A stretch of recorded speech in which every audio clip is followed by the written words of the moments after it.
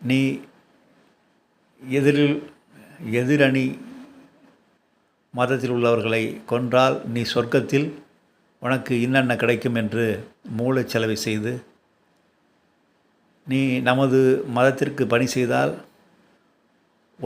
உனக்கு மேலோகத்தில் சொர்க்கம் கிடைக்கும், அங்கே அழகான பெண்கள் கிடைப்பார்கள் என்று மூளை செலவு செய்து அந்த இளைஞர்களை தீவிரவாதத்திற்குள் இறக்கிவிடுகின்றனர்.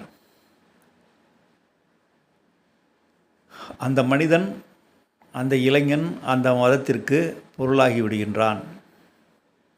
ஒரு மனிதன் பொருளாக விடாமல் தடுப்பதற்கு அவனே அழிந்து கொண்டால்தான் அவன் மற்றவர்களுக்கு பொருளாக மாட்டான். இதற்கு என்ன செய்வது? உலக பெற்றோர்களுக்கு ஒரு வேண்டுகோள் விடுக்க வேண்டும். உலக பெற்றோர்களே,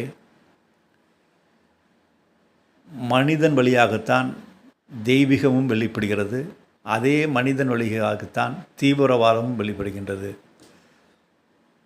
உங்கள் குழந்தைகள் தெய்வீகமாக படைப்பாற்றல் திறன்மிக்கவராக இருக்க வேண்டுமென்றால், நீங்கள் திருமணமான புதியில் நீங்கள் சங்கமிக்கும் பொழுது ஆனந்தமாகவும் மகிழ்ச்சியான மனநிலையில், கொண்டாட்ட மனநிலையில், மனதில் எந்தவித இறுக்கமும் இல்லாமல் அதிகாலை வேளையில் நீங்கள்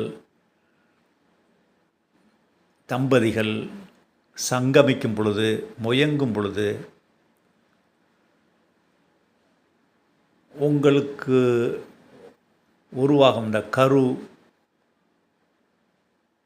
கரு உருவாகும் நேரத்தில் தனஞ்சயன் என்ற ஆவி முதலில் அந்த கருவிற்குள் புகுந்து விடுமாம். அந்த தனஞ்சயன் என்ற ஆவி புகும் பொழுது உங்கள் கருமையத்தில் உள்ள